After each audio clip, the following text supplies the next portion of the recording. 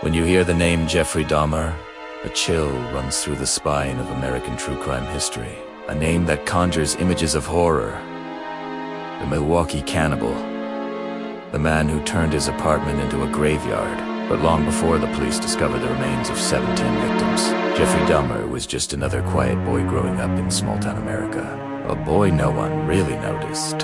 A boy who smiled politely, obeyed his teachers, and hid the growing darkness inside his mind. Jeffrey Lionel Dahmer was born on May 21st, 1960, in Milwaukee, Wisconsin. His father, Lionel Dahmer, was a chemist, intelligent but emotionally distant. His mother, Joyce, struggled with depression and anxiety, often medicated and volatile. Their marriage was filled with arguments, loud, chaotic, and constant.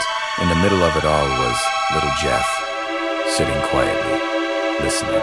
Neighbors remembered him as shy, polite, a little odd, but never dangerous. He was the kind of kid no one would suspect, the kind of kid who disappeared into the background until it was too late. Something inside Dahmer shifted around the age of 4. His father was cleaning out animal bones beneath the house when young Jeff picked one up, fascinated by the sound it made. "It's like fiddlesticks," he said. From that moment, he was obsessed. He began collecting dead animals from the roadside, squirrels, birds, even dogs. He dissected them carefully, preserving the bones, arranging them like trophies. To the outside world, it seemed like a phase, the curiosity of a boy interested in science. But to Dahmer it was something else. He later admitted that even then, he was excited by the idea of control, of seeing what was inside. As Dahmer grew older, his isolation deepened. In high school, he was quiet, but known for odd behavior. Fake seizures, dark jokes, and drinking in class. He became the weird kid, tolerated for his humor but ignored by most. He began to realize something about himself that terrified him. He was attracted to men. In 1970s Ohio, that was taboo, buried the feelings. Ashamed and confused, but they didn't go away. Instead, they twisted into something darker. He began fantasizing about controlling a man completely, about having someone who could never leave him, a fantasy that would later define his crimes. When Dahmer was 18, his parents' marriage finally imploded. His mother took his younger brother and left. His father moved out. For the first time, Dahmer was completely alone in their house in Bath, Ohio. He began drinking heavily, every day, all day, to fill the silence. And then, on June 18th, 1978, something snapped. He picked up a hitchhiker named Stephen Hicks, 19 years old, handsome, friendly. They went back to Dahmer's empty house for beer and music. When Stephen said he needed to leave, Dahmer panicked. He couldn't bear the thought of him walking out the door. He grabbed a dumbbell and struck him from behind, twice. Then he strangled him. Afterward, he sat beside the body all night, listening to music. The next morning, he dissected the body, dissolved parts in acid, and scattered the bones in the woods. He was 18 years old. That first murder awakened something Dahmer couldn't put back to sleep. He would later say, "It made me feel like I had total control, like this person was mine." But after the killing, he went back to pretending to be normal. He graduated high school, enrolled in college, joined the army and failed at all of it. His drinking spiraled, his relationships collapsed, and his fantasies grew darker. By the early 1980s, there was drifting, aimless, alcoholic, and lost. He tried to suppress the urges, but they never went away. He told police years later, "I tried to stop. I really did. But it just got stronger."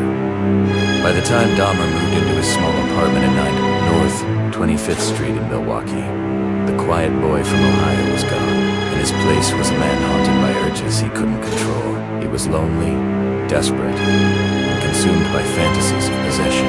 Soon, those fantasies would take on flesh and blood, and begin the killing spree that would horrify the world. By the late 1980s, Jeffrey Dahmer was no longer trying to fight his urges. He had surrendered to them completely. Behind the door of apartment 230 at 924 North 25th Street in Milwaukee, he began building a world that only he understood. One of desire, control, death, and decay. The smell of rot drifted into the hallways, but Dahmer always had an excuse. He told the building manager it was spoiled meat from his refrigerator. He said he was a taxidermist, working with animal remains. No one pressed further, and so, for years, inside that cramped one-bedroom apartment, the Milwaukee Cannibal operated undisturbed. After his first murder in 1978, Dahmer managed to stay quiet for nearly a decade. He lived in Miami for a short time, then returned to Wisconsin to live with his grandmother. She adored him kind. Polite Jeff, who went to church and helped with chores. But then, she noticed something strange. She complained about the smell in the basement. Once, she found a man's mannequin hidden in his closet. Another time, she discovered a severed head in a box he claimed was pornography. In truth, Dahmer had already begun killing again. Between 1987 and 1991, Jeffrey Dahmer murdered 16 men and boys, most of them young, gay, and men of color. He met them in bars, at bus stops, in shopping malls. He charmed them, offered money, or promised friendship. He'd bring them back to his apartment for drinks and photos.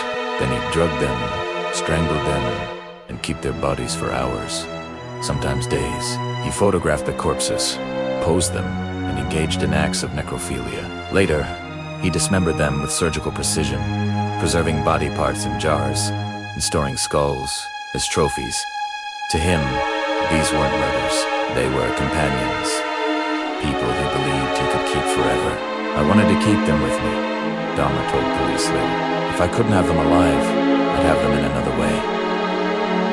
Dahmer's methods grew increasingly disturbing. He began experimenting with zombie fantasies, drilling holes into his victims' skulls and pouring acid into their brains, hoping to create living, obedient slaves. None survive. He kept skulls in his closet, torsos in his refrigerator, and human hearts wrapped in plastic. He painted skeletons, bleached skulls, and photographed each stage of dismemberment. Inside his bedroom, a blue barrel filled with acid held the remains of several victims, dissolving at once. The smell was unbearable, a mix of rotting flesh, chemicals, and decay. Neighbors complained constantly, but police never looked too closely. Dahmer could have been caught multiple times, but each time, he slipped away. In May 1991, a 14-year-old boy named Conrad Synthesymphone escaped from Dahmer's apartment. Naked, bleeding, dazed. Two women on the street called 911. When police arrived, Dahmer calmly told them it was a lover's quarrel. He said Conrad was his 19-year-old boyfriend who had simply had too much to drink. Despite the women's protests, the officers escorted the boy back into Dahmer's apartment. Minutes later, Dahmer killed him. The next day, police received a complaint about the smell. They shrugged it off. When investigators finally entered Dahmer's apartment, months later, they were met with a scene straight out of a nightmare. In the refrigerator, a human head wrapped in plastic, severed out organs, including hearts and livers, labeled and stored. In the bedroom closet, 7 skulls, meticulously cleaned and arranged. Photos over 80 Polaroids, documenting every stage of murder and dismemberment. And in the corner, a 57-gallon drum of acid containing decomposing body parts. The walls were covered in stains. The air was thick with the stench of death. One detective later said, "I've seen horror movies that didn't come close to that apartment." Despite the monstrous reality of what he'd done, Dahmer remained eerily calm when arrested. He didn't resist. He didn't lie. Simply say what I did. I should be dead. He confessed to everything in graphic, methodical detail. He described each murder, each experiment, each failed attempt to keep his victims alive forever. It was as if he was finally relieved to let go of the secret that had consumed him. When the news broke, Milwaukee erupted in horror. Crowds gathered outside the apartment complex, weeping, praying, and demanding answers. Many of Dahmer's victims were from marginalized communities. Young gay men, many Black or Southeast Asian, and families accused the police of ignoring them. The apartment building became a symbol of urban fear, a place where the unimaginable lived in plain sight. How could someone so quiet, so polite, so ordinary, be capable of such evil? That question would follow Jeffrey Dahmer through his trial, through prison, and long after his death. Because the scariest part of Dahmer's story wasn't the cannibalism or the photos. It was that no one noticed. He wasn't a monster in the shadows. He was the man next door, who smiled in the hallway, held open doors, and lived a double life, built on death. It was July 22nd, 1991, a humid summer night in Milwaukee. The streets shimmered with neon, the city unaware that one of the most horrifying chapters in American crime history was about to unfold. That night, a man named Tracy Edwards ran for his life. Edwards had gone back to Dahmer's apartment after meeting him at a bar. Dahmer had promised him money, some drinks, maybe a few photos. It sounded harmless enough. But once the door shut behind him, Edwards knew something was wrong. The smell was suffocating. There were strange chemicals, a blue barrel in the corner, and a power drill on the table. Then, Dahmer pulled out a knife. 4 hours, he held Edwards hostage, threatening him, telling him he wanted to take pictures. But Dahmer made a mistake. He let Edwards sit next to him on the couch to watch a movie. It was The Exorcist III. Dahmer rocked back and forth, chanting to himself. His eyes were vacant. Then, when he turned to look at the flickering TV screen, Edwards saw his chance. He punched Dahmer in the face, bolted through the front door, and ran into the street with one hand still cuffed. He found 2 police officers, Ralph Mueller and Robert Roth, and told them, breathlessly, "This guy tried to kill me." They followed him back to the apartment. What they found inside would haunt them for the rest of their lives. When the officers entered Dahmer's apartment, the smell hit them first. A thick, sour wave of death and decay. Mueller noticed the photographs on a bedside table. He picked one up, then froze. It wasn't art.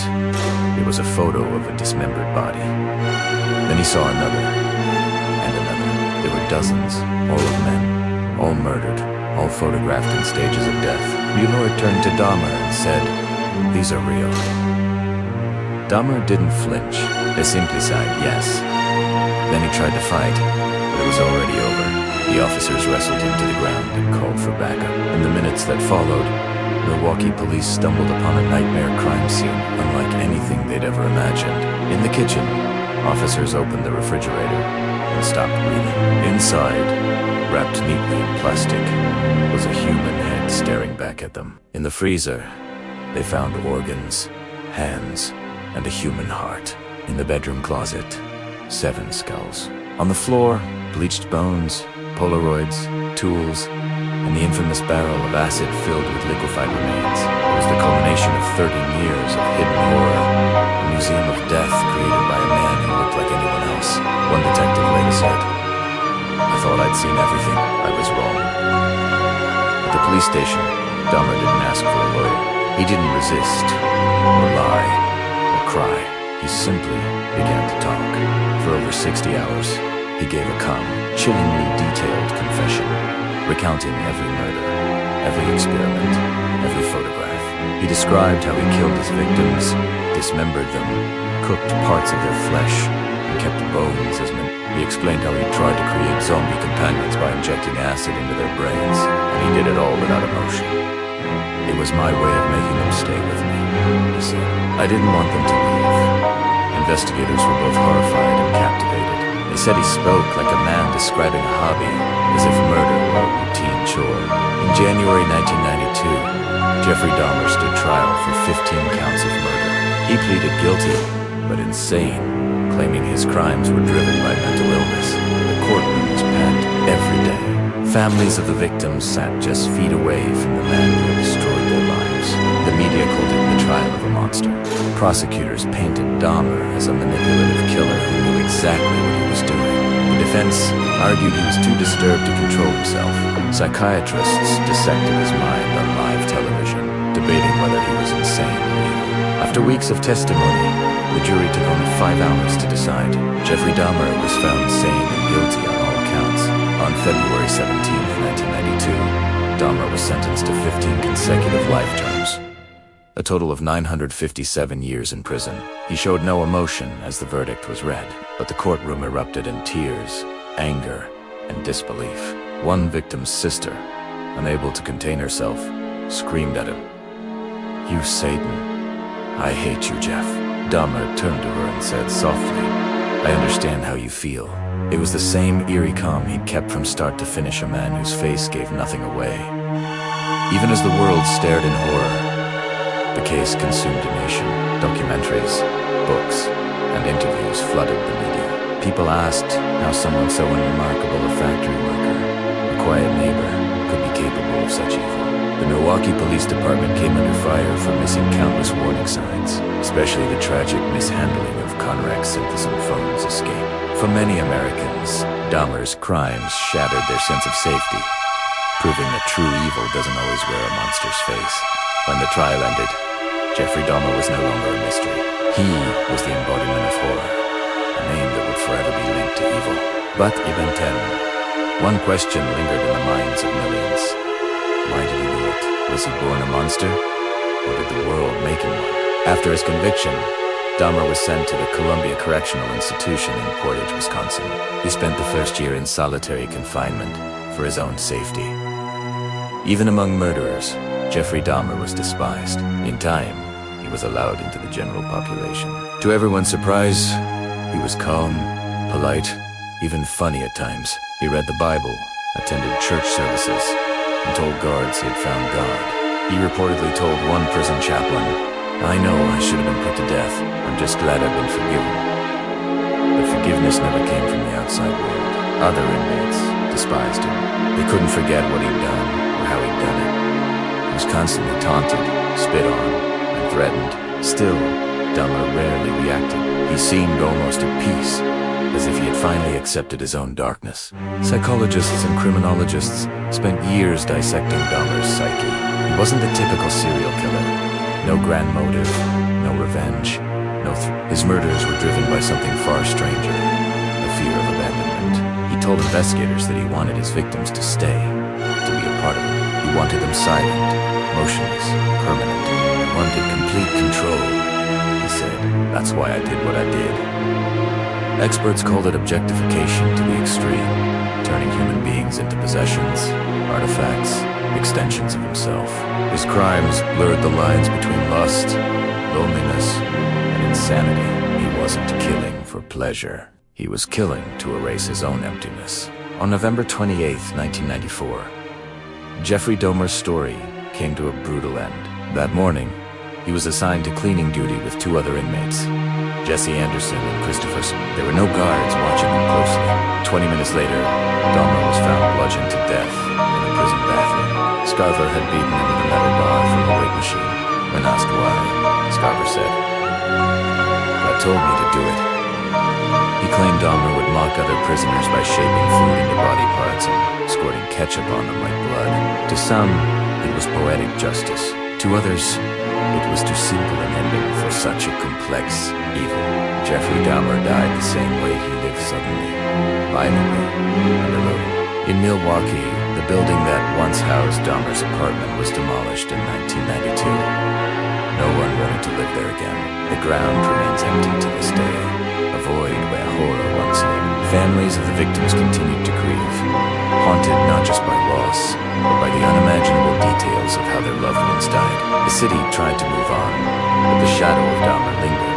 He had turned an ordinary apartment complex into a symbol of American fear, proof that evil can hide in plain sight. In the decades that followed, Dahmer became more than a name. He became a cultural obsession. Books, documentaries, and films poured out.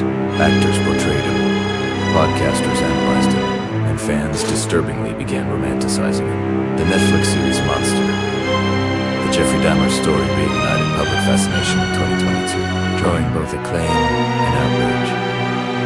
Some called it a brilliant psychological portrait. Others said it exploited victims' pain. The fascination says as much about us as it does about Dahmer. We want to understand monsters, not because we pity them, but because we fear what they reveal about ourselves. Jeffrey Dahmer's story is more than a list of crimes. It's a chilling reminder of how ordinary evil can appear. He wasn't a shadowy figure in an alley or a stranger in a mask. He was the quiet neighbor next door, the man who smiled in the hallway, who seemed shy, even kind, and that's what terrified America the most. The monster wasn't hiding in the dark. He was standing in the light, unnoticed, unremarkable, invisible. In one of his final interviews, Dahmer said something that still echoes decades later. I should have gone to God sooner. I tried to do it my own way, and that's why it ended up like this. Whether that was guilt or manipulation, no one will ever know, but it doesn't change the truth. Jeffrey Dahmer's crimes left scars that America will never fully heal. He wanted to keep his victims forever, and in a twisted way, he did frozen in the public memory, trapped in the endless retelling of one man's descent into horror.